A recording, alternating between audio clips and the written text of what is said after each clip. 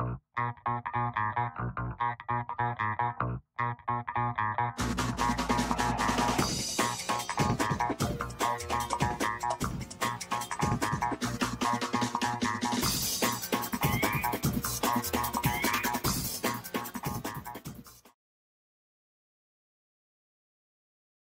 you doing, folks? I'm Greg, and this is Ken. How you doing, Greg? Nice to be here at the Loose Moose for the 440 podcast today. Yeah, and we're yet again drinking some Collective Arts. Cheers. Ransack the Universe. Great IPA. Local Ontario, if you haven't tried it. Yeah, it's good stuff. We are still missing Jeff. Jeff is in China, hopefully not thrown in jail because he never keeps his mouth shut, which could be something that would happen to him. But for the time being, there's going to be someone new on the left-hand side, and Ken has graciously filled in today. Ken's a big sports fan, and he's also studying sports broadcasting too. So, been a pretty big fan of Toronto sports here, so happy to have the opportunity, Greg. Yeah, man, cool. All right, well, it was not a good week. Our little mantra for the week is, and that doesn't have anything to do with what the Jays did. It kind of has stuff to do with what happened else in baseball, and also what happened in Vegas too, because that was probably the biggest sports story of the weekend. Although this is a baseball podcast, so let's talk about the Jays. 2-4 in a playoff hunt week, and they go 2-4, and against a division rival as well. Well, it's going against two teams that are above you in the standings. Minnesota obviously holding down the second wild card spot right now. Yeah, and they've sort of had a really hard time dealing with Tampa Bay. Had a little better luck with them in their last series against Rogers Center the other week, but they really just couldn't get it done at the Trump this time. We traditionally, though, have always had a problem with Tampa Bay. I mean, it took Halladay, the years that we had Halladay, when he was a round pitcher, it took him going to Philadelphia for the first time before he actually beat the Rays. And think of the years when he was like a 20-game winner and a Cy Young winner. And so, even dating back to, since the Rays have come in, even when they were crap, the Jays have always had a bad time with them. The Jays can do well against the Yankees. We sort of split against Baltimore, given whatever year it is, Boston or something like that. But Tampa Bay seem to always have their number, and it's ridiculous. Well, especially playing at Tropicana Field, it's a little bit more of a pitcher's friendly park, and the Jays just haven't had any consistency throughout their lineup throughout this season. It's whether it be injuries, whether it be guys heating up or cooling off, it seems week to week. They just haven't been able, for whatever reason, to get that sort of potent offense going that they had in the last 2 years. And it's been a disaster. That's the thing. It's our best hitter for runners in scoring position is Ryan Goins. That's no offense to Ryan Goins. He's been doing great things for the team this year. Yeah, but that's not the guy you're expecting. Yeah. And you're in big trouble if that's the guy. If you aren't getting the production on Morales, Justin Smoke has been great for them. Steve Pearce has been great for them. But the guys that are expected to show up and get the big hits just haven't been able to do it for whatever reason this year. And it has been. It's been part due to injuries, but then it's also been part due to 1 week we'll have the bullpen stepping up. 1 week it'll be the offense. 1 week it'll be the stars. We haven't really had it all three at the same time. That's a problem. Well, you look at the past couple of years, obviously making it to the ALCS 2 years in a row. Yeah. 2 years ago, it was the number one offense in baseball. Yeah, and randomly the number one starting ERA. Yeah, as well. Yeah. And then last year, you just look at it, and they were just so dominant with all their starters, whether it be Estrada, Happ, Stroman coming back towards the end of the year, and the emergence of Aaron Sanchez. With those four guys, you felt like you had a chance to win any given day. And they really rode that through the playoffs as well. We used 7 pitchers all of last year, and one was Drew Hutchison just prior to being traded. Yeah. And then we rolled with 6 for a while because we still had Dickey in the mix and Lariano in the mix. This year we've gone through 14. Yeah, it's unbelievable. Yeah. And only San Diego has used more. And San Diego's garbage. It's never a good thing. You're comparing yourself to the Padres. Yeah. The bottom line is sometimes you just get bit with the injury bug, excuse the cliche. Yeah. But, you had Happ down for a while. You had Sanchez miss most of the year with his blister problems. That still is out. He's apparently coming back next week, but in what capacity is that going to be? Right? Yeah, it's a little bit too little too late. Yeah. You have guys that have stepped in, like Joe Biagini stepped in. He hasn't had really any success in the starting role. That's the thing is he's been all over the place, right? Sometimes his ERA is up to 13, and other times he's, he'll throw 3 hits, and that's it, right? So it is due to injury. We've been, for the past 2 years, we've been the last 4 teams in baseball, and that's been great for the fans. And then, and appreciate that, because it doesn't happen a lot. Now we're the last of the 4 teams in baseball. I mean, to be honest, though, last year you look at it, and the Jays are the oldest team in the league. Oh yeah, this year team speed were terrible, and they didn't do anything to really address that in the offseason. This year they're coming in, I believe, at the 3rd oldest team, just behind Washington, and you'll have to forgive me that I forgot who the 29th is. But it's unbelievable. It's not sustainable when this teams are getting younger. They see the success, and they just are getting older. They're signing guys like Batista. Yeah. They signed Morales to a huge deal. And they just seem to have gotten bigger and slower, and that's not the way that the league has been trending. Yeah, and it's not like Pierce is a spring chicken as well. Pierce has been around for ripe young old age of 34. Yeah, I mean he's played for every team in the American League East except for Boston. So like maybe Boston will sign him in 2 years just to sort of complete the hand. I guess. Yeah, just sign him to a nice big contract. It was Washington and the Dodgers are actually the Dodgers. Okay, well that actually, what the funny thing is, that actually makes sense. Think about the injuries. The Washington one is an anomaly because Washington is killing it right now, and the injuries are actually happening to their young guys. Yeah. But the Dodgers have actually had more injured players than the Jays, but the Jays have actually had more games lost due to injuries. So, I mean, age on the team makes sense that the Dodgers are losing some guys, but then the Dodgers, just randomly pluck someone up from the minors, or all of a sudden just land a trade at the last minute. They just seem to be so deep in their farm system. Poor Dodgers. Poor Dodgers. Unbelievable. Yeah. But yeah, just to get back to last week, it seems like, I was at that game on Friday, and it just seems that they just haven't been able to have any success in any element of the game, whether it be base running, they look slow. Their defense, they look like they have just huge gaps all over the place, the outfield being the most glaring. And their starting pitching just hasn't get it done. Half goes 6 innings, gives up 5 runs. That's not giving your guys a chance to win, and it's putting a lot of pressure on your bullpen late in the game. Look who you've got on the corners. Those are specific players specifically to that thing. Like you've got Smoke, who's our everyday first baseman. You've got Donaldson. And then through the middle, we've rotated with, Tulo is supposed to be there, still injured. Yeah. Travis is supposed to be there, still injured. We've rotated with Goins and Barney, who's done a great job. Ref Snyder has popped in there now. We've been rotating in a circle and in the middle. It's frustrating. Yeah, it's like, what are you going to do at that point? It's great to have these guys that can pitch in defensively. Yeah.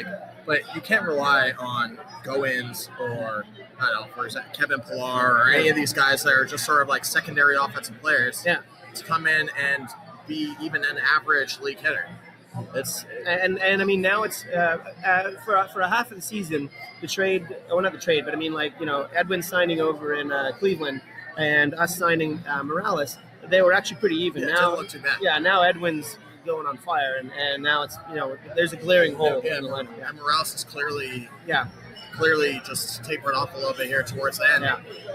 And you don't think about what having a guy like Edwin does to the confidence of other guys in that lineup. Oh yeah. Like Josh Donaldson hitting right before him. That's going to give him a tremendous amount of confidence, and the pitchers aren't going to be able to pitch around him, knowing that Edwin's right behind him, that he's just ready to spank one out of there. And it's all a strategy game, right? Like there's a reason why you have like a 2, 3, and a 4 hole, and then the 5 hitter is actually pretty decent as well, because you put someone on base early that's got some speed, then it's going to make the pitcher a little wary about what to do. So then you're going to see a lot more fastballs, but we don't have anyone that can steal.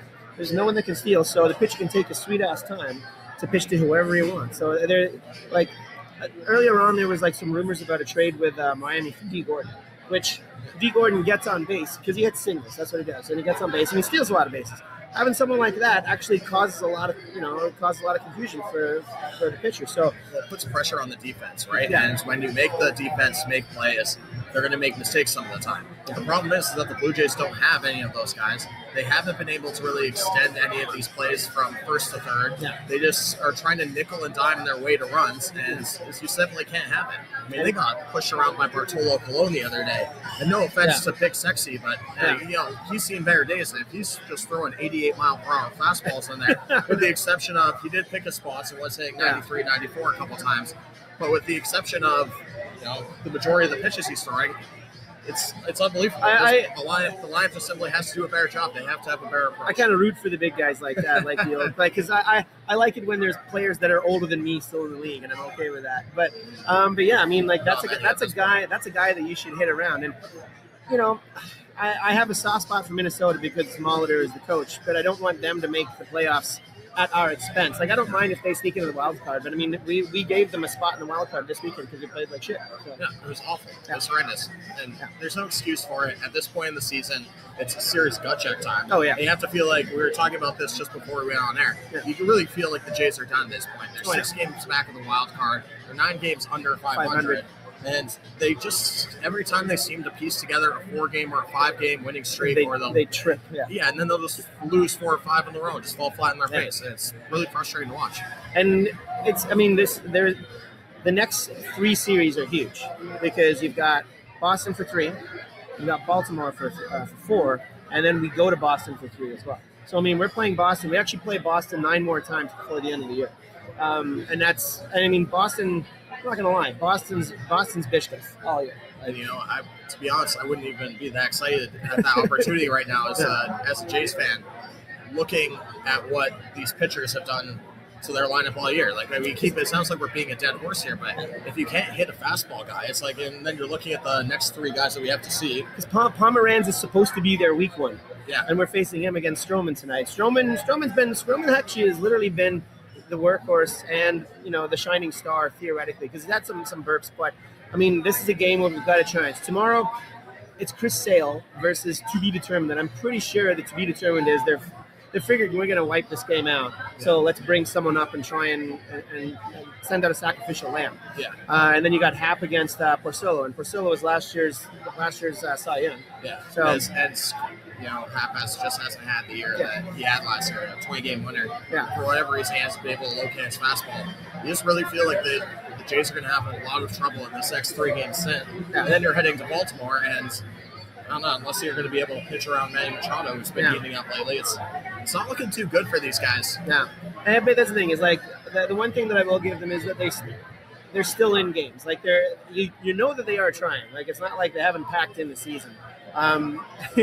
I mean, it was quite evident on what was it, on the 10-9 game, that you could actually see how pissed off they were when some errors were happening, when the Twins were catching up on them. They're getting mad with themselves. So it wasn't like they were just like, oh yeah, okay, whatever. So I give it to the fact that they're still in it for themselves to win it, but it's too little, too late at this point. I guess. As you have seen the sort of sparks of offense with the home runs. That, like you said, the 10-9 game, you see like the couple of home runs that sparks the big 6-inning, 5th inning, I believe, for the Jays. And then they had that one game last week against the Rays where they also, I think they combined for 8 or 9 home runs between the 2 teams. So they have shown sparks of the offense, but they just haven't been able to do it consistently. And if you're in the American League East, one thing you have to be able to do is hit a couple balls out of the park. And with these parks that you're playing in all the time, if you're playing at Fenway, if you're playing at Yankee Stadium, you need to be able to hit some of these out of here. They just haven't been able to do it. Traditionally, look at all your home run leaders throughout baseball. And we're talking like statistically. You take the top 5 of any year, and 2 or 3 of them are in the American League East. Always. But I mean, randomly, just when we were saying it's a 10-9 game, the one thing that the Jays actually have been the best of in the American League East this year is 1-run games, which is such an odd thing for them because they've actually 21-18. They have actually a better record than anyone else in 1-run games. It's just the rest of those games they've actually lost by a good solid 10 runs because they've also had the most double-digit games against us, and that's 18 double-digit games that we've lost in double digits. So they're pretty good at close games. But as soon as it's a 3-run lead, might as well just open the floodgates. Just pack it up. Yeah. All right. Well, other than that being aggravating, let's talk about the fight. We're not talking about the Conor McGregor and Floyd Mayweather fight, which, by the way, I think was stopped early. We're talking about Detroit and the Yankees. And, everyone was mentioning a couple of years ago when there was the fight between Odor and Batista, and it was literally just one punch. Batista still stood his ground, but he wasn't allowed to throw one back because everyone dove in, whereas this one, there was haymakers all over the place. Man, it was right out of the gate. Yeah. And, can you really blame Cabrera for reacting the way he did? I mean, to me, I hate to make it about the umpires yet again. Oh, God, yeah. Because they've been catching a lot of flack this season. But they keep making the story about themselves. Yeah. As soon as Sanchez gets beaten, who, mind you, has been having a phenomenal month. Yeah. He's up there, like, he's just hitting balls out right and Fulmer's left. got control. Like, Fulmer's got control. It's not like it was just like some wild kid out there. This is Michael Fulmer, Yeah, it was the old, I'm going to hit a home run and we're going to come back and beat you the next time. Yeah. To me, it had to have been a warning right there at that point. It's inexcusable. Everybody knows that this is what's going on. It's an unwritten rule in the sport. And then all of a sudden, the Tigers come out and retaliate, or the Yankees rather beat him in the head too. Like beat him in the head too. Like a lot of players don't mind if they take the ball as long as it's in the ass or like in the back, or whatever. Right in the head too. No, it's definitely that sweet chin music. Yeah. And you know what? Like, I don't blame Cabrera for reacting to the pitch behind him. I think that the umpire jumped the gun and throwing him out of the game, or throwing Canely out of the game. Yeah. Because it's, there hasn't been a warning established yet, and he didn't even hit the guy. There was 7 players ejected and 7 suspensions thrown in that one, including both managers as well. Yeah. Miggy Cabrera got the worst of the brunt. He got 7 games, which is still. He also got the best of the punches as well, though. So that's probably warranted. Sanchez got 4. Austin Romain got 2. Alex Wilson got 4. Surprisingly, Aaron Judge got nothing. And Aaron Judge is kind of in the middle of that, too. He's a bigger guy. I mean, I didn't see really any punches thrown by Judge. I'd have to go back and watch it a second time to see if there was any really gross haymakers. But there's actually a great a couple of tweets that went out by baseball fans just in general, not even like Yankee fans or whatever. And you see right in the middle of the fight, you see Brett Gardner just like furious and like ready to throw. And then you see CC Sabathia in the middle, like big smile, like one is angry and CC's loving this, like. Yeah, man. It reminds you of the good old days of those early 2000s Red Sox-Yankees series. Yeah. Oh, they're back. Don Zimmer, Pedro Martinez sort of thing. But you know what? You like to see the passion. Yeah. It was definitely not your average bout where there just seems to be lots of pushing, lots of shoving, and then nothing really comes of it. Cabrera just goes in and swings, and then the pitch is clear, and they cleared three or four times in that game. Yeah. So definitely a lot of passion between those two storied franchises. And funny thing is I watched the fight so much I didn't even give a shit who won the game. Yeah, exactly. It just seems like there was just kept being another lead batter and then another bench is emptying. So definitely an entertaining bout. So then we'll go from big leagues, we'll go to the little leagues. Little League World Series on the weekend. Japan won 12-2. It's the 11th time that Japan's won. And it's actually the 4th time that specific team from the city in Japan has won as well. But it came down to a mercy rule as well. So there was an RBI single in the 5th inning, and they were up by 10, and the game was called. So, we have chaos in the big leagues, and the little guys showing us how it's done. So just a good old-fashioned shellacking.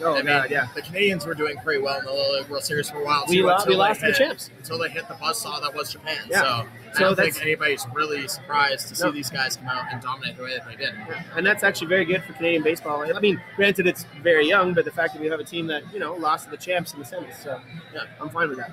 It's good. All the accolades to Japan. They came out, they played a great tournament, they played the game the right way, and they just hung some points around everybody's neck. What are you going to do?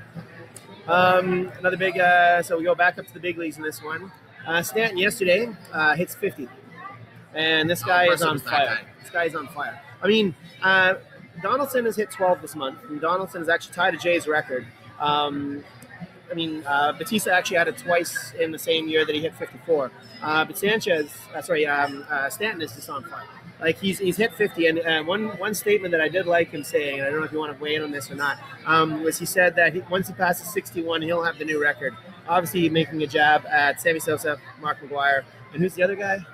Barry something. Barry something. I don't know. Yeah. It was rumored that these guys maybe cheated or something. I don't know. I don't know. I don't know. I didn't follow baseball so much right now. I mean, you know what? I haven't heard of them. So yeah, right. To me, if this guy does break the 61 mark, he can say whatever he wants at this point. He's been putting up the numbers. He's been backing it up, and from all sources, he's been doing it cleanly. I mean, these guys are tested all the time now. So why shouldn't he just take like a little jab at the guys who, which mind you was a very fun time of baseball. Like I was younger watching that. It was amazing watching those guys go toe to toe. It got people back in after the strike, and I mean, granted, everyone digs the long ball, and the fact that there was 2 guys going at it trying to break the record, and then it got people back involved. But the thing is like I'll still give them the fact that no matter what you do, what you juice, whatever, you still got to be able to hit the ball. So the fact that those guys were able still to tag the ball, but how Stan's doing it. If you look in the past 3 years, of the 50 furthest home runs, his name is up there 20 times. Like, this guy just crushed it. It's incredible power. Yeah, and this year actually, Judge is actually up there 10 times. I was gonna say I've seen Judge hit some pretty far ones this season as well. So I mean, he's a bigger guy, so no surprises. But you know what, like, well, they're an inch different, like 166, 167. Right? So. And to be honest, like if you're putting up this sort of production against the best pitching in the world, then you should carry yourself with a little bit of swag. Oh yeah, and you should have that confidence going up to the plate that you can take any guy in this league deep at any time.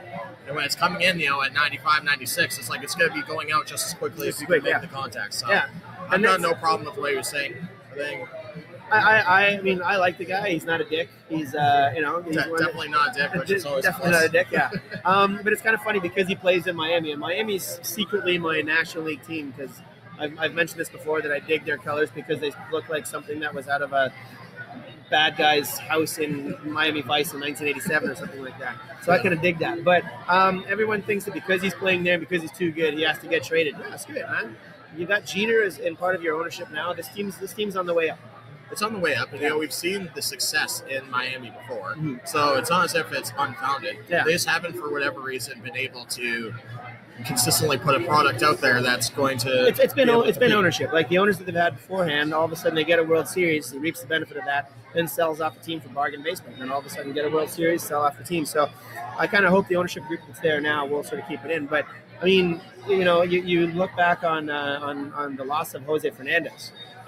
Imagine him being on this team right now. Like there'd be a good solid 15 more wins for that team, 15 to 20 more wins just based on that guy alone. So, I think they have a bit of a bright future and also bright colors, especially a bright home run fence. Like that thing's just it's god awful. But it's awesome. Well, it's definitely on the upswing. Yeah. I'm with you. My first little league team I ever played on was the New Milford Marlins. Nice. So we weren't too successul. We were always in the basement as well, but then we always make noise during playoff time. But I've always had a soft spot in my heart for him. Yeah. So hopefully they can find some success here. And good luck to Stanton. I hope he breaks the 61. I mean, it's a great story. There's 33 more games. I mean, that's 13 home runs. So, 12 home runs to do. Man, he can do it. Like with this power, it's not out of the question for him to have a couple multi-home run games. And really, he's just got to close out here. And it's amazing too because that's a big part. That's a big part that he plays in, right? And if you look throughout the division that he's in, he's facing some tough pitchers, man. Like so, I mean. You still have to go all over the league, but he's got to face against Strasburg a few times. He's got to face. They periodically will have to go against the Cubs a little more than we do. And you've got Quintana, you've got Arrieta there actually, and Chicago's not an easy place to hit as well. Washington's not a homer park. Philadelphia is though. Philadelphia is one of the more friendly ones. And same with Citi Field as well. Okay.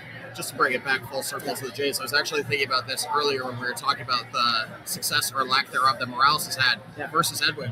And Edwin's doing it in Cleveland. And it's like Morales is having all these chances in American League East ballparks. Yeah. And it just seems to me all the more impressive. It just shows the difference between the two of them. But that's been Edwin's thing for years, right? Like they consistently show statistics of most home runs since 2010. So in this batch of decade, and actually Jose Bautista is number one. Encarnacion is number 2. Cabrera is actually number 3 as well. So, and Stanton is boom right there as well. So and Stanton's played less. Stanton's played less kind of time. Yeah, I'm no surprise to see those big hitters there at the top, all of whom are getting a little bit older. We've seen Batista take off for sure. Edwin's still playing at great numbers this year, but that's why you pick them up if you're Cleveland. Because you want to win a series. They've got Kluber and they've got the other guys there ready to go. So it'll be interesting to see what they can do. Carrasco, like it's I mean. Trevor Miller's on the bench on the DL for about a week or so, like it's a 10-day DL. So that's whatever. But I mean, that division is actually pretty tight. Actually, if you look throughout baseball, you've got Boston 2.5 games up on the Yanks. We're not even going to talk about like the West on either side because those ones are pretty much cut and dried, and Washington's way ahead. The Central, both the Central divisions are actually within about 2 to 4 games of each thing, and the fact that Cleveland's still plugging away, and but they're starting to catch fire right now. So it looks like it's theirs to take. Well, with certain teams, it's all about what they do in the postseason as well. Yeah, and that's the Indians this year. They came so close last year, pushing it to 7. And You just feel like they got a little bit of a raw deal. Letting Chicago come back in that series. Yeah, and that's the thing. It's like one of those teams had to lose, and then you have to keep a streak alive, right? You know, which kind of sucked about that. By the way, that's still one of the greatest World Series games that game's happened. That was awesome. Never seen anything like it. Yeah. The emotion on Chapman. As for our men's from the bench this week, I don't know. I really don't know because that was the bench. I mean, it wasn't really like the most glorified year. For me, it's got to be Nori Aoki. Yeah. I mean, this guy comes in. He has 2 home runs last week. Goes 5 for 11, so that's just over 400 in 3 games they played for Toronto. He's really performed well and sort of bolstered up that right field position when Batista hasn't been able to come in, or they haven't had Pierce out there. It's like. This is a position that they've had trouble with all year. So to get a little bit of offense, a little bit of speed, I mean, he's looking pretty good for a guy that's not a spring chicken either. Yeah, he's like 34. 34, yeah. 34, yeah. 34, not a big guy either. And his first little foray against his old team, which was 2 weeks ago, jacked the homer. That's always good to see. Yeah, it's good to add some speed and some defense, right? I love what he's done, and not bad for a guy who's going out on an expiring contract. Yeah, well, that's essentially it. That's essentially it, right? Houston's making a push. They wanted to sort of, get some depth and not have to worry about re-signing him, or maybe even re-sign him in the next year. But Aoki's actually sort of done the rounds across the league. A lot of Japanese players come over and wet their feet in Seattle because there's a huge Japanese fan base there. Yeah. Huge Blue Jays fan base. Huge Blue Jays fan base. Yeah. Rogers Fair South. Yeah, there's not a big Seattle fan base there. Whenever you go, it always seems to be Jays fans. But yeah, no. I actually dig Aoki. I didn't really have a mention from the bench this week because, I mean, a lot of our studs didn't really put up. It was a rough week to watch baseball because some of the games we lost in tragic ways, like that catch that Barney should have made and ends up falling back on his ass. Like, it was just sort of indicative of how the season. Like how that week went, but how the season has gone for us. They just haven't been getting any of the bounces. And it seems when they get one element of their game going, another one will fail them. Yeah. Whether it's they have a roughing by the starter and then the bullpen will come in and shut it down, but they can't get the offense, or they'll hit a bunch of runs, and then for whatever reason the bullpen won't be able to shut it down. I mean, Asuda's had a bad year too. Oh yeah. 8 blown saves. That's good enough for second worst in the league. Yeah. It's just for whatever reason on any given night. It's a mental thing, right? Like, but. Okay, so we got a week coming up this week that's going to be a harsh one. 3 against Boston here, 4 against Baltimore there. What do you predict is going to happen this week? I mean, it's going to be tough for these guys. You look at the pitchers that we got against Boston, the inconsistency in this lineup. Yeah. Baltimore a little bit hotter. I think that they would be lucky if they could make it out of this one at 3-4, maybe 2-5. I mean, they just haven't shown any consistency for me. I'm going 3-5, and 3-4.